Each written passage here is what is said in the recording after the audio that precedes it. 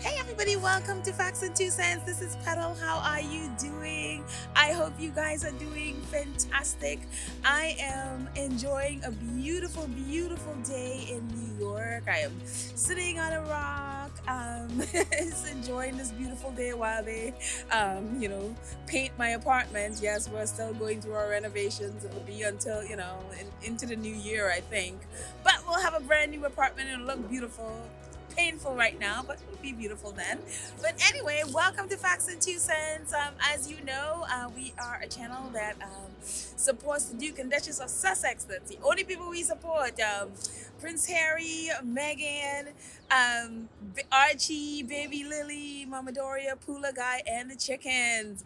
That's us. We are petty. Yes, we are petty. We lean into our petty sometimes, like we did on the last episode.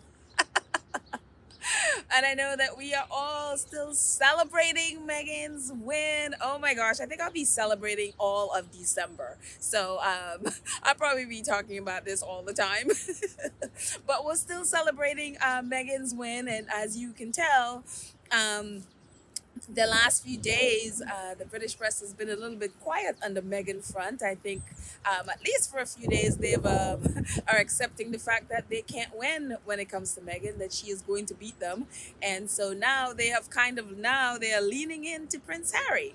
They can't take one out; they'll try to get to the other. I don't say, I still don't give up on the fact that they will keep trying, against Meghan and gonna keep bringing out stuff. I wouldn't be surprised, for example, if they come out with we're appealing just to mess up her Christmas. I mean, that's how vindictive these people are. I mean, these are the same people who, on her birthday, I think it was one of the garbage twins, Dan Wooten, on Meghan's birthday, brought out her sister to do an interview with her, trashing Meghan on her birthday. And I think it was the anniversary or something. They brought out Markle Senior to do a interview trashing them on their anniversary. I mean, this is the kind of vile stuff that comes out of Shutter Island. So I would not be so don't be surprised if on Christmas Eve, just to mess up her Christmas, they pull we're filing an appeal thing. Don't be surprised on anything these people do. I know I would not be. So anyway, so now that the last few days they have been, quiet on the Meghan front. We've had the let's throw Harry under a bus front, via Prince Charles, the other worst father of the year, joining Thomas Markle as worst fathers of the year or worst fathers of the century. Oh, they are horrible. But anyway, so we had this. I am going to, Buckingham, well, really, Clarence House. I'm going to throw my son again under the bus. We had this article coming out a few days ago about that Prince Harry, they're linking and dragging Prince Harry into the cash for access, cash for honors, the CBE honors scandal that has engulfed Prince Charles. And Prince Charles has been trying to throw everybody else and push that off onto everybody else, apart from Tim taking responsibility for the fact that he is completely involved in this cash for access scheme and cash for honor scheme. He has, pushed it off on his aides like Michael Fawcett. And I don't doubt Michael Fawcett, obviously. He is, the CEO of Dumfries. He leads at Dumfries House. So, yes, of course, he's involved in it. And, in all of these scheming things that Prince Charles does, he is involved. But Prince Charles has yet to take responsibility. It's all somebody else's fault. Oh, I didn't know. Oh, I was not alerted. And so he, for his whole life, he's relied on other people falling on the stake for him, falling on the sword for him.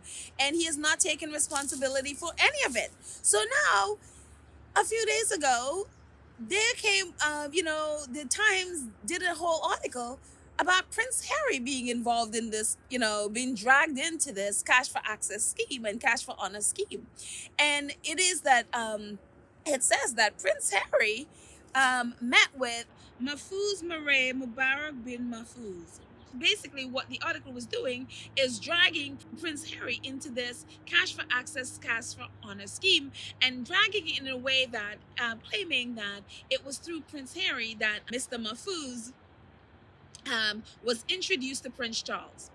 And basically, so they did a whole outline of when Prince Harry, that Prince Harry basically met him in 2013. And they talked about him donating to Santibala. He also $50,000, which he actually did donate $50,000 to Santibala. He also donated $10,000 to Walking with the Wounded, which are both two of Harry's charities.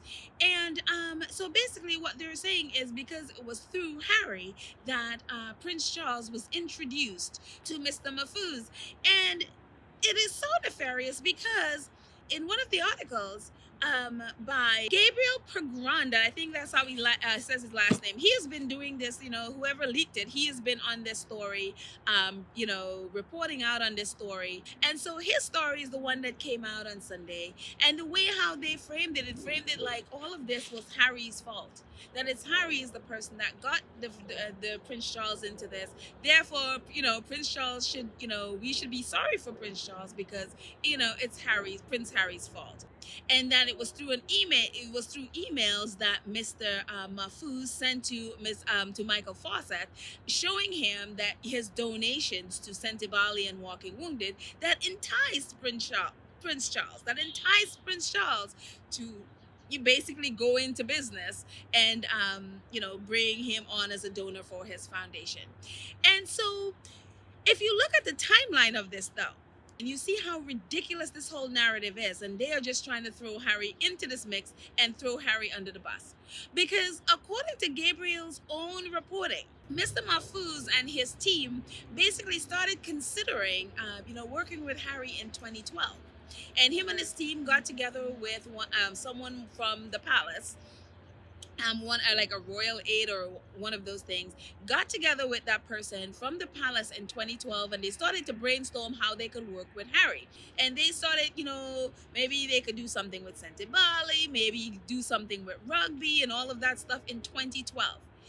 But it wasn't until 2013 that Harry actually met Mr. Mahfouz. When they met I think is Mark Dyer's pub. Apparently he is very close to Harry and he's like a second father to Harry.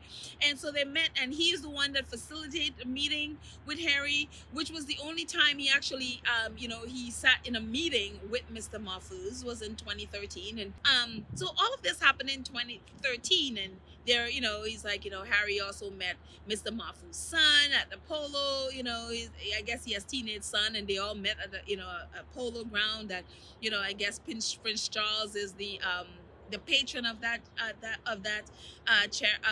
polo place, that polo organization. And so all of this, they're trying to connect Harry to how he introduced, or basically because of him, Mr. Mahfouz was introduced to Prince Charles. And so that all happened.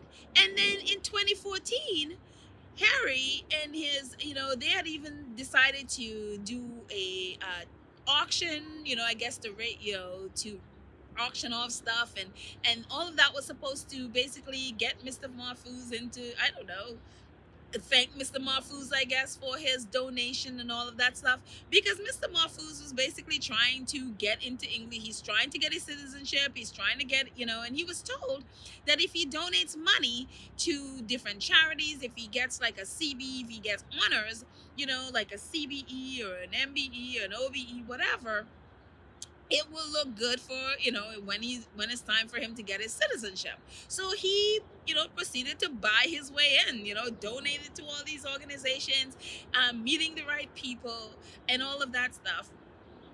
And, basically offering to do whatever to get his citizenship, his UK citizenship. And then apparently in 2014, he saw him, as he didn't meet with him, but he was at Clarence. Harry was at Clarence's house, and he saw Mr. Mahfouz there, who was having a meeting with Prince Charles in 2014.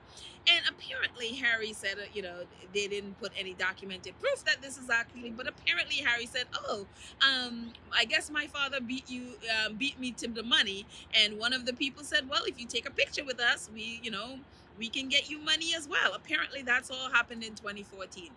Who knows? There are pictures with Harry with Mr. Mahfouz and all of that stuff. That's fine. The thing that I think Harry got Harry a little bit under the collar for is like they're trying to one link him to the cash for honor scheme, the CBE, the way CBE scheme, and also saying that he was the one. It was because of him that Prince Charles was introduced to Mr. Mahfouz. And Harry was like, and rightly so. When you look back, and that's the thing. That's why I guess reporters in England don't seem to remember the things they write, because this how he wrote this a few days ago. If you go back to an article from the same journalist, he said something completely different on September 4th. And this is what he said. Says the Saudi businessman's fixers contacted those close to Charles about the prospect of an honor as early as 2011. In leaked correspondence, they were explicit about the transactional nature of the arrangement. In exchange for giving large sums of money to Charles's charity, his team would secure the honor. Mahfouz and his fixers soon attended a meeting with Charles and Fawcett at Clarence House. 2011. 2011, 2 years before Harry even met Mahfouz. They had already contacted Charles's team with a transactional deal about giving Prince Charles's charities money, which now is up to like a 1.5 million, giving Prince Charles's charities money in exchange for honors in 2011. So if he did that, if they contacted Charles's team in 2011, and then Prince Charles and Michael Fawcett's team met him, how is it then Harry didn't meet him until 2 years later? He didn't give money to Sentebale until 2013. So how is it possible then that Harry is the one that introduced Mahfouz to Charles, when Charles and his team had already been in touch with Mahfouz in 2011, according to the Times' own reporting? And I think what's so disgusting about this is not the first time Prince Charles has done this. It's not the first time he has used Harry and thrown him under a bus to get himself off of something or to get good press. The fact that Harry is not there anymore. He left. And he is still, instead of taking responsibility and owning his stuff, instead of saying this was wrong, this was unethical, and I'm going to do better in the future as king, whatever, take your lumps. But the fact that this man is willing to throw his son under a bus, and then for supposed journalists who literally wrote the thing in September, assuming people are not going to go back and fact check him, is going to literally write an article that blaming Harry as the one who introduced Mahfouz to Prince Charles, when his own reporting said Mahfouz's team and Charles's team have been in touch since 2011. It wasn't until 2012 that Mahfouz and his team and somebody at the palace started brainstorming about how to work with Harry. A year later. And then it wasn't until 2013 that Harry actually met Mahfouz, the only time they met. And then in 2014, they were going to do this auction thing, and then they started, Harry's team started getting started having doubts about the motives behind the donations, and then, decided to cancel the auction and anything to do with him. Mr. Mahfouz, actually, it is documented that he did give 2 donations to Sentebale, and they're not hiding it. He was listed in 2012, 2013 report, and then 2014, 2015, and then Harry and his team cut them off in 2015. The fact that they are trying to drag Harry into this and then claim that Prince Charles didn't know is ridiculous. And I'm so glad that Harry and Meghan now, they don't have to take this stuff. They can answer in real time. They don't have to hide behind, palace sources or a friend of Harry. Harry had his representative in his name respond. And this is what Harry said. A statement from a spokesperson for Prince Harry, the Duke of Sussex. Harry said, "It is disappointing that the Times, knowing all the facts, have chosen to encourage speculation by being deliberately vague to try to create a falsified link between the Duke of Sussex and the CBE scandal, of which he has no knowledge or involvement. The Duke and his advisors, as well as his non-for-profit Centibale, severed ties with Mr. Mahfouz and his associates in 2015, no longer accepting further donations to Centibale and discontinuing any plans for a fundraiser event amid growing concerns over the motives of his support. The Duke had one planned meeting with this donor nearly 8 years ago, did not introduce him to any members of the royal family, and expressed his concerns about the donor. Aren't you just glad that Harry and Meghan could now respond to these things in real time in their own name? And I love the fact that Harry put in there that I expressed my concerns. I told people, so Prince Charles has no excuse for still continuing and pursuing this relationship with Mr. Mahfouz, which he started before Mr. Mahfouz ever met Harry in the first place. And so for them to try to link Harry to this and then try to blame Harry for introducing Mr. Mahfouz to Prince Charles and his team is so disgusting. And I'm glad Harry put in there. It's like, I never introduced him to anyone in the royal family. Let me see them try to deny that. And of course, what do narcissistic, abusive people and abusive institutions do? They cry victim. Oh my gosh, Harry threw his father under the bus. Oh, you guys have seen the headlines. Prince Harry just won up Charles. Prince Harry accused of making father look foolish. Prince Harry accused of whacking his father with damning whatever. Prince Harry accused of a subtle jab against Prince Charles. Prince Harry creates new problems for a future king. Prince Harry throws his own father under a bus. Charles and Harry relationship is at rock bottom, royal expert says. All of those ridiculous headlines because Prince Charles tried to throw his own son under a bus and Harry defended himself. And because he defended himself, of course, narcissistic, abusive people, what do? They turn it around and attack you for defending yourself and standing up for yourself. All of a sudden, they turn it around and try to play victim that you accuse them. I mean, the ridiculous fake outrage is like, all because they dragged Harry into something and Harry was not having it. Harry was like, no, you're not going to drag my name through the mud for something I had nothing to do with. All this time, Prince Charles has never once taken responsibility. Basically what they're trying to do is they wanted Harry to just fall on the sword for Charles so that they, in spite of the fact that Charles has done something wrong, Charles has been something illegal and unethical, they're not calling for him to take responsibility. They're looking for Harry to fall on the sword for him, is what it is. And when Harry refused to, they attack him as, oh, he's throwing his own father under the bus. It is so despicable that a whole nation of people and their ridiculous and vile press have all subscribed to this. Let us abuse the spare and throw him under the bus so that we can excuse the behavior of the heir. And I am so happy Harry and Meghan are out of there, that Harry is like, I am not going to fall on the sword for you. I am no longer your spare. You're going to have to find somebody else to fall on the sword for you. It is not going to be me. And I am so happy Harry has done that. Oh, and on an aside, if you blink, you'll miss it. And most people have missed this in this article, if you've read it, because I haven't heard anyone talk about it. Gabriel Pragand mentioned something that is like, how did you know this exactly? That Mark Dyer, who is supposedly a second father to Harry, is Archie's godfather. How exactly would he know this? Because Meghan and Harry never released the names of Archie's godparents. Never. The only people who would know this are people in the palace, i.e.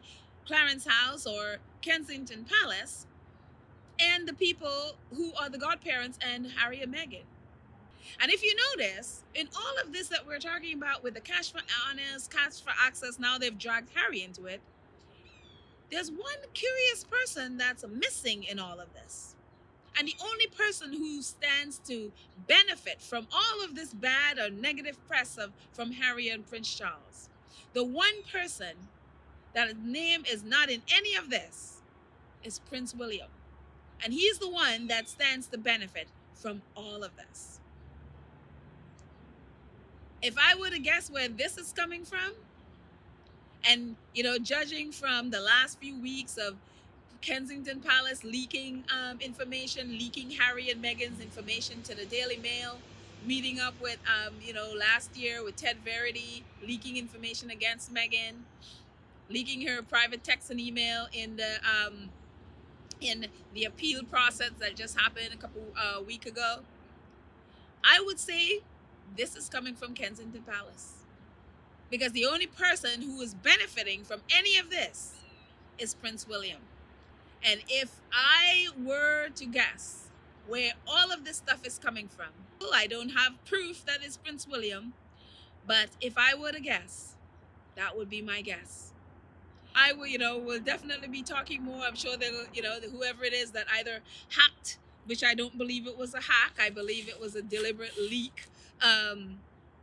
All of this cash for access, cash for honor stuff, that, Prince Charles is now saying that, with Michael Fawcett resigning or claiming to resign, I don't believe that for 1 second. I don't believe that he has resigned. I think that's just what they're telling the public. Michael, I don't believe that at all. I think he is still in the fold of Prince Charles. I don't believe that he has resigned at all. But that's just me in watching their history with Michael Fawcett. But anyways, Prince Charles is now saying that he will cooperate if, the police wants to investigate, which they're not. They're not going to investigate it. I know the charity, the organization in Scotland, they are going to be investigating, and there was an investigation. Charles's people investigated themselves and said, yes, Michael Fawcett did work with fixers like, duh, the sky is above, water is wet, fish swim in the ocean. Hello, of course he worked with fixers. I was like, duh, and the charity organization in Scotland are like, yes, we're going to consider that result. Like, okay, you do that. When Harry said, in Oprah's interview, I've seen behind the curtain. I've seen the business model. Harry was all up in this business model, and he's like, I don't want this anymore. I want out. And that's one of the reasons I think Archewell is the way it is, where they're not taking money from people. They're doing their production and using their production to fund their charitable means. And I think that's the best way to go, instead of hooking up with these nefarious characters, whether it's Russia or the Middle East or wherever the royal family usually get their money from. And I think Harry has, like he said, he's seen the business model, and this is the royal family business model, And so I applaud Harry for getting out, and it's like, I don't want to be part of this anymore. So anyways, there's going to be a lot more about this. They're going to continually try to throw Harry under the bus. So y'all, we need to pray for them, fight back in any way we can. So anyway, thank you guys for watching. Again, if you love our content, please, right at the bottom of this video, you'll see a subscribe button. Please click on it. Please click on the little bell so that it'll notify you when we drop a video. And also, we also, if you'd like to support this channel, we do have PayPal, we have Cash App. Check it out. We, of course, there's no obligation, but if you'd like to support us, we would be most appreciative. So please, definitely check that out. We also have merchandise, really cool merchandise, mugs, especially now it's getting cold. You're gonna need your mug. So we also have traveling mugs. So we have t-shirts and hoodies and long sleeve sweatshirts and all of that stuff. So check it out and get some merch. So anyways, hope you guys are well, and I will see you next time. Bye.